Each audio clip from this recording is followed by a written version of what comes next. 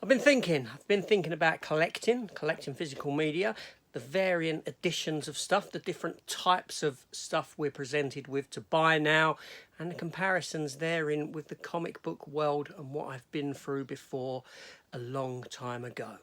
So let's talk about it.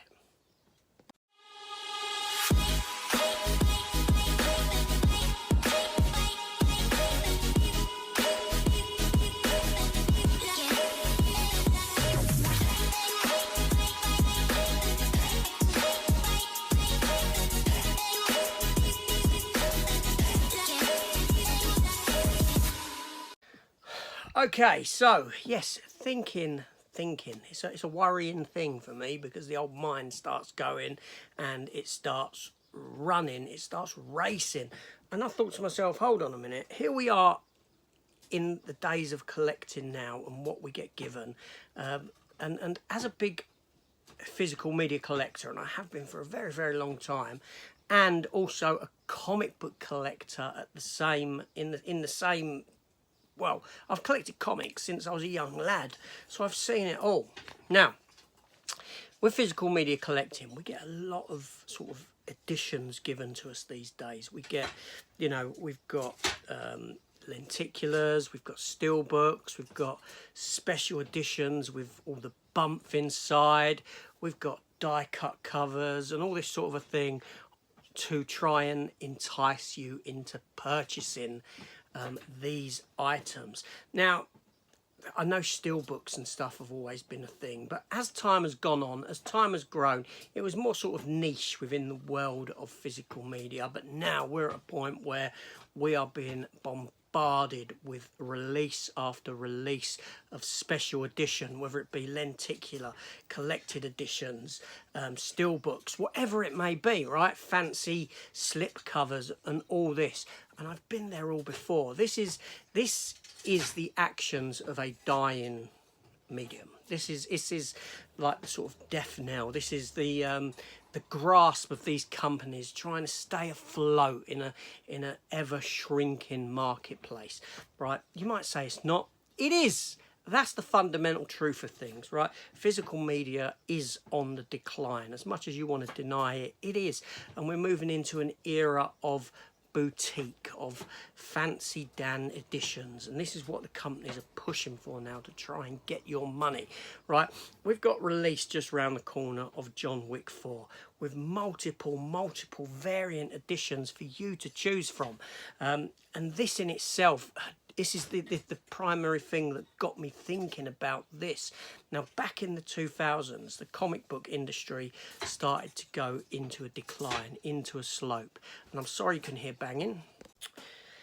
And the comic book industry was at a point where Marvel found themselves on the precipice of going bankrupt and things like this. And this is what made Marvel sell their characters off to different studios and things like that.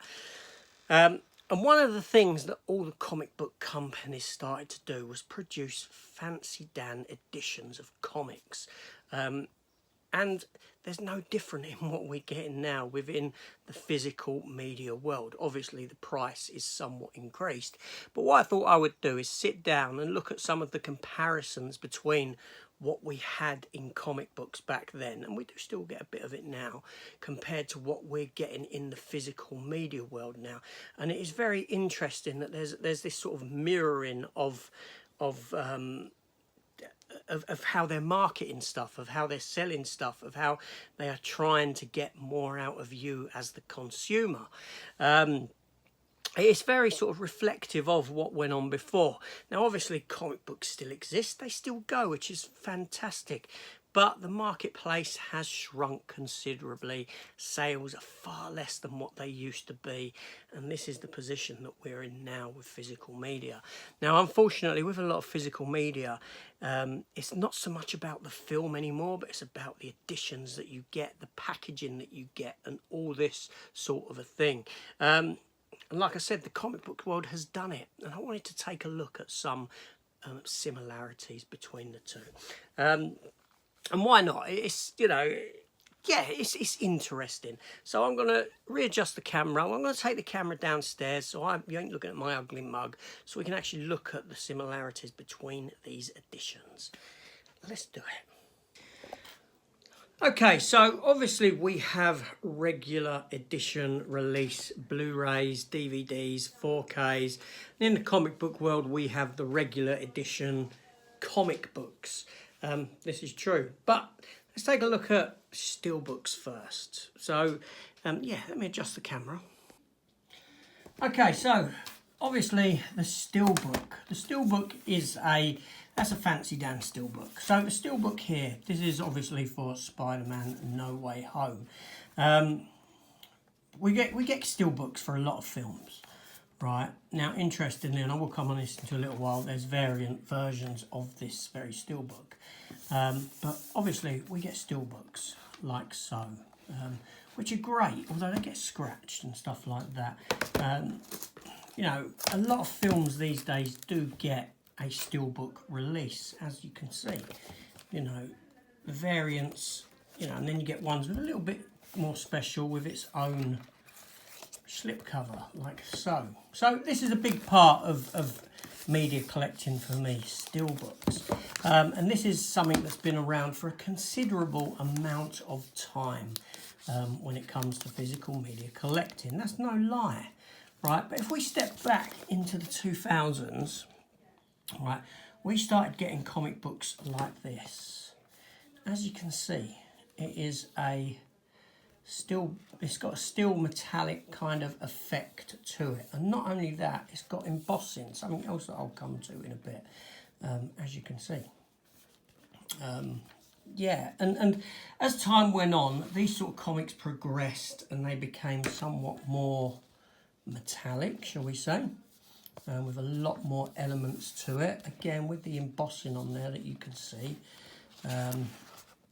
You can see it on the inside of the cover there, to then getting comic books which literally had an entire metallic or chromium cover, as they called it back in the day. Yes, it is an entire metallic-y looking cover.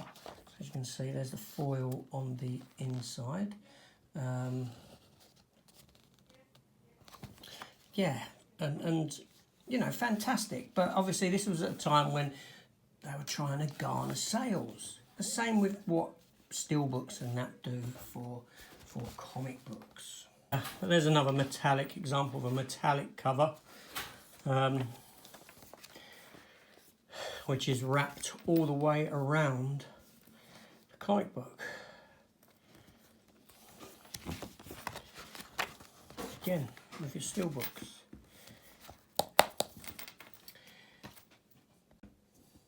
So, obviously a minute ago I mentioned Spider-Man No Way Home, and the fact that we had variant steelbook editions. And here's another steelbook, two steelbooks that came out at the same time, which is a variant edition of the same film. Two steelbooks, exactly the same content, no difference whatsoever. However, you're presented with two entirely different choices for a steelbook. In the hope, like exactly what I'd done, I purchased both. The comic book world is rife with this sort of a thing as well.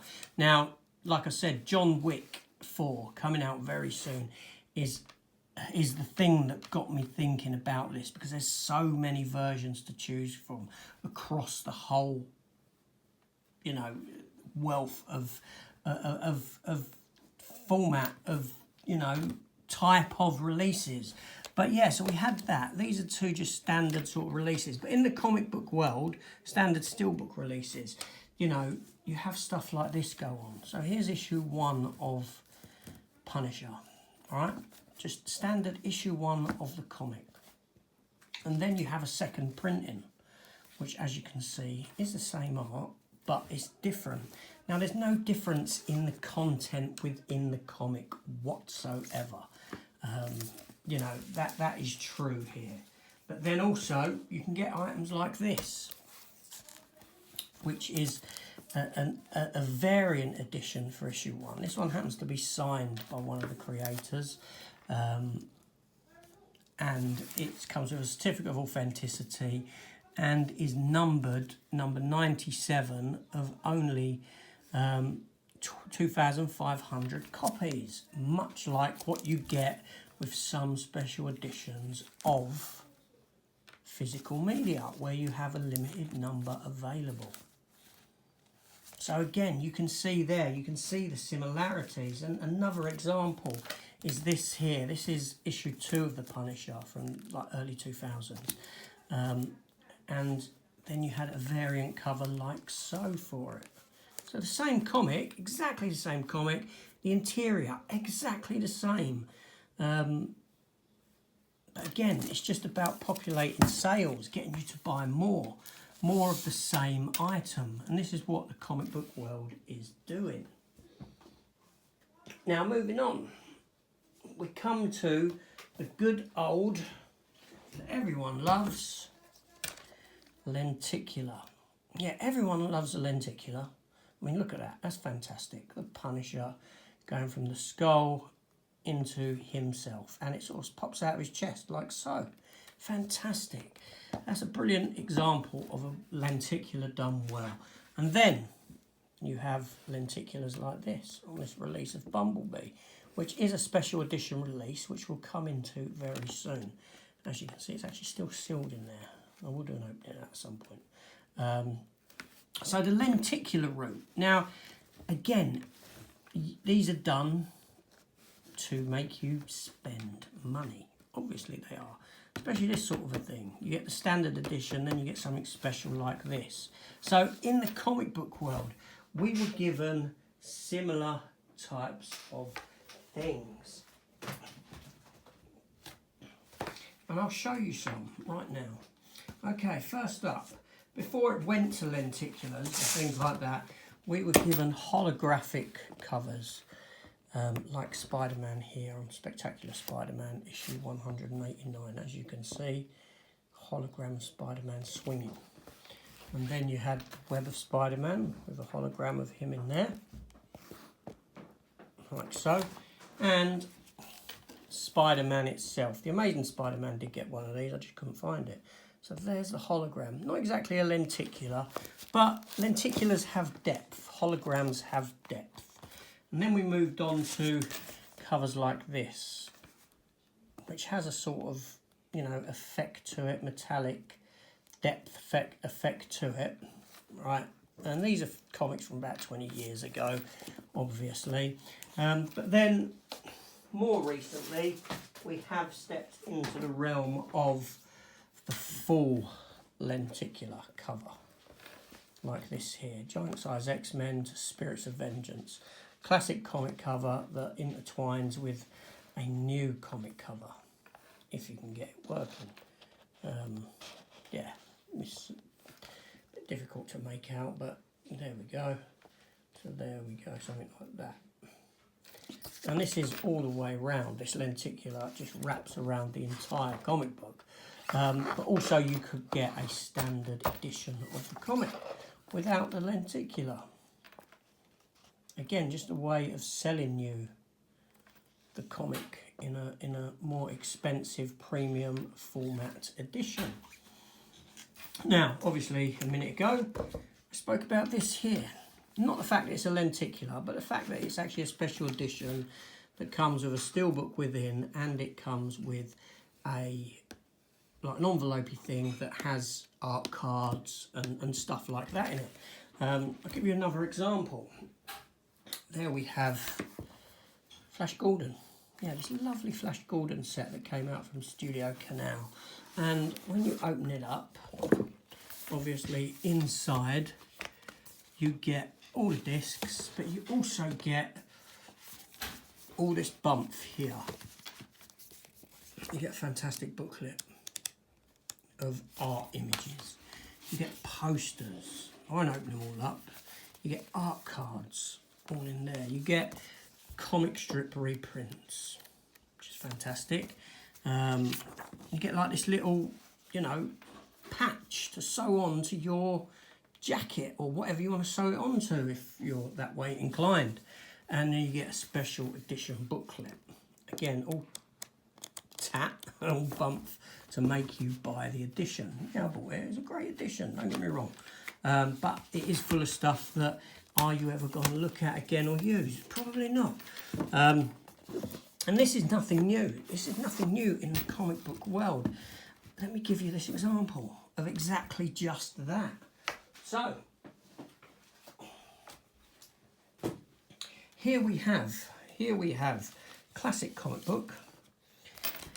Now this is Superman issue 75, the death of Superman when it came out. You had standard editions get released, much like with Flash Gordon. And then you had this bagged edition here. It's in a sealed poly bag, right? You cannot see what is in it, but there's a list of the stuff that you get in it there. And this is the death of Superman. This is the comic book in which Superman was killed.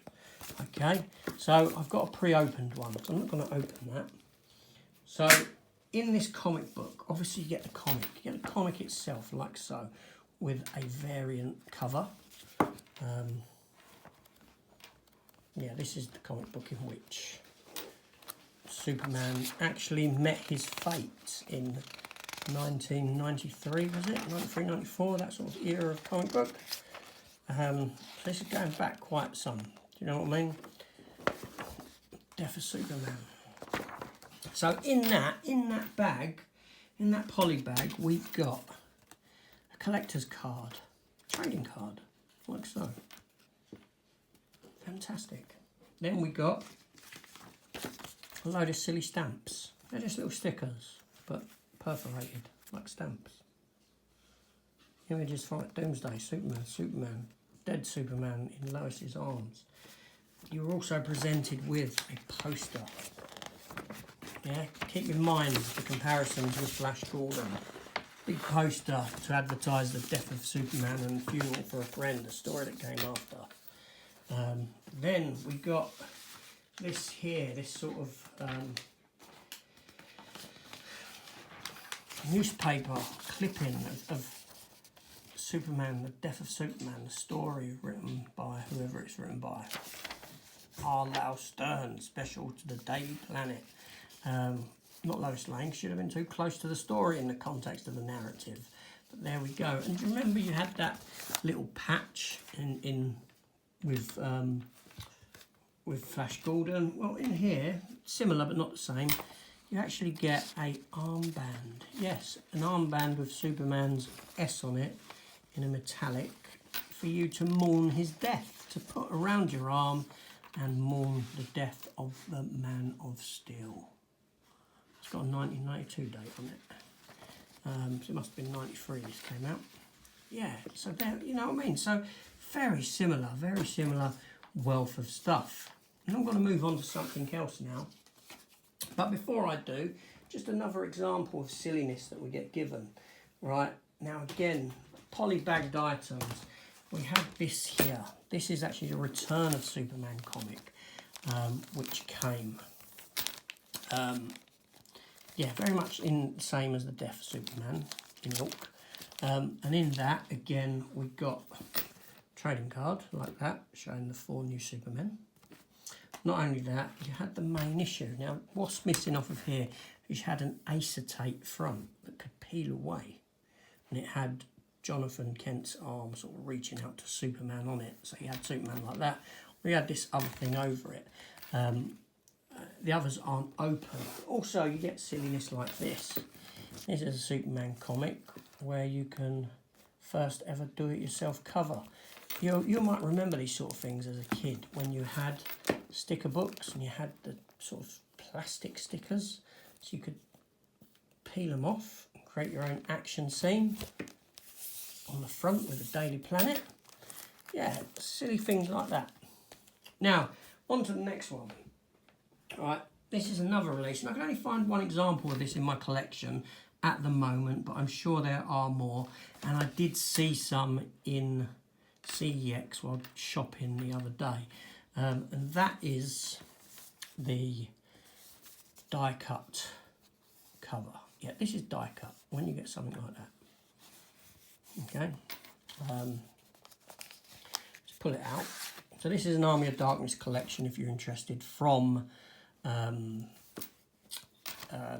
Australia. Now, it is a DVD size, but it does contain 3 DVDs and 2 Blu-rays within. Now, die cut is obviously this sort of a thing here, where something is cut out. Okay, and it creates an image there like that. And similarly, in the comic book world, we have the same sort of thing. Here we have issue 1 of the Punisher Warzone. Yes, and as you can see, open it up, die cut cover, like that. Covering up a bit of the image, which is exactly what these covers do. It's exactly what that does. You know?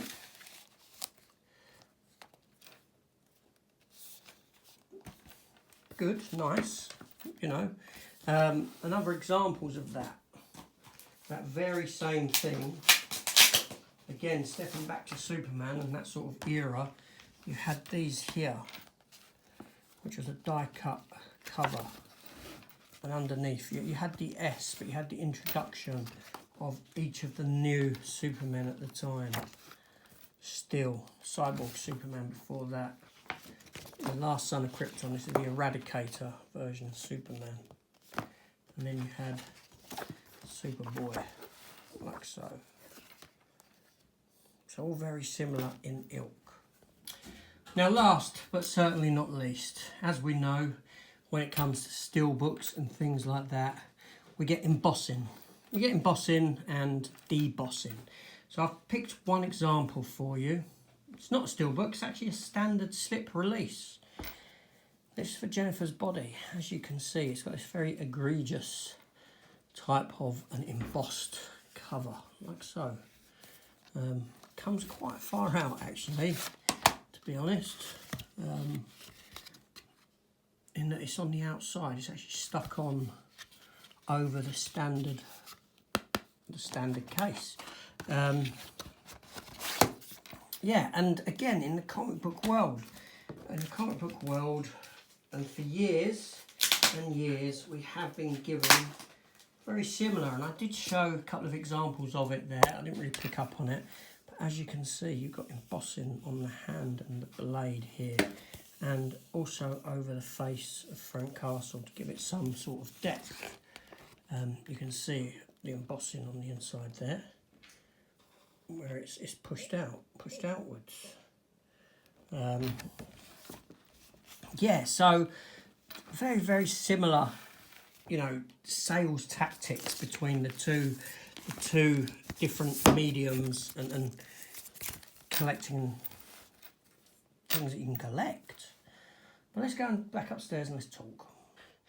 So as you can see, very similar tactics utilised between the comic book world, once the comic book world, and physical media today. I'm not saying that this sort of thing is dead within the comic book world.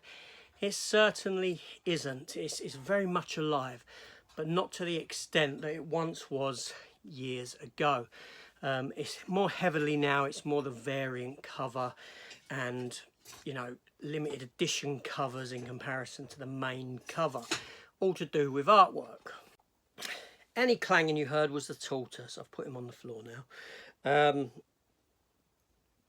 So this was utilised in the comic book world at a time when they started to see sales slumps. They realised that things had started declining. And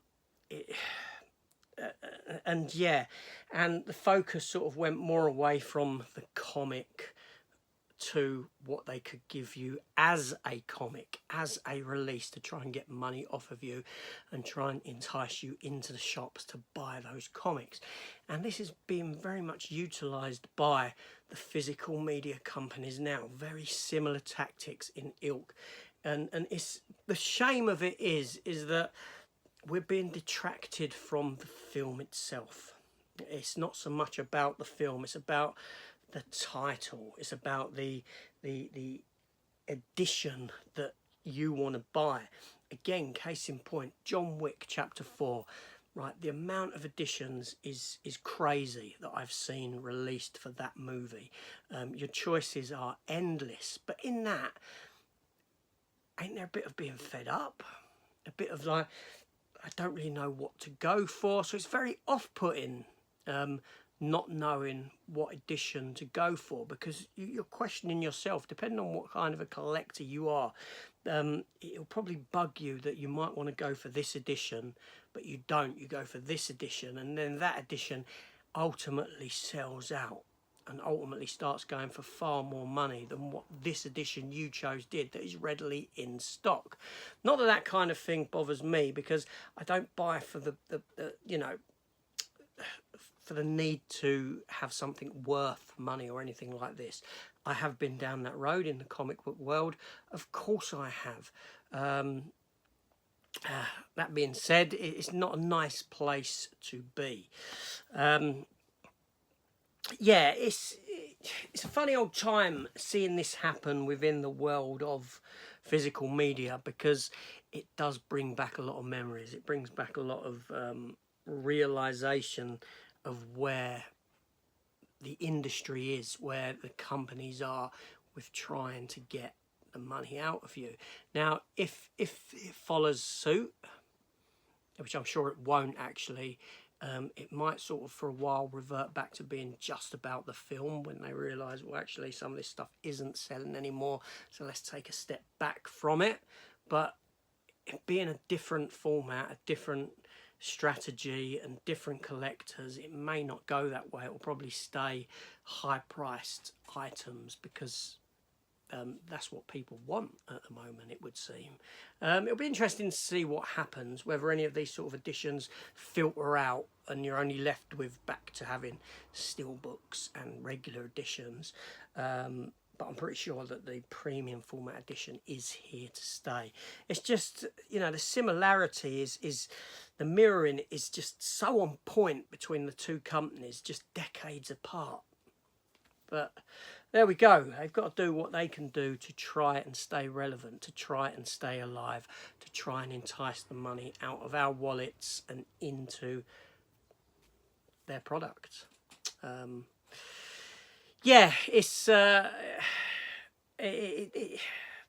if it goes like it did with for me collecting, as the way the comic book world did, it will be going back to just sort of regular editions, and a lot of the special editions are just overlooked, and because there was such an influx of it that you got bored. So what are your thoughts down below? Do you think that's an interesting, you know, look at similarities between the two different hobbies, so to speak, two different mediums, comic book and film? Yeah, and I didn't even get into the fact that obviously, you know, you have released something, for example, season 1, 2, 3, 4, 5, 6, 7, 8, 9, 10, 11 of The Walking Dead, and then you're presented with a massive big box set of it. Much like with comic books, you're presented with issues 1, 2, 3, 4, 5, 6, 7, 8, whatever, and then you're presented with a collector's collected edition of it in the form of a graphic novel. To try and get that money out of you again. All very similar, all very similar. Anyway, this is AJ, I'm done, and I'll see you on the next one. Take care all, and goodbye.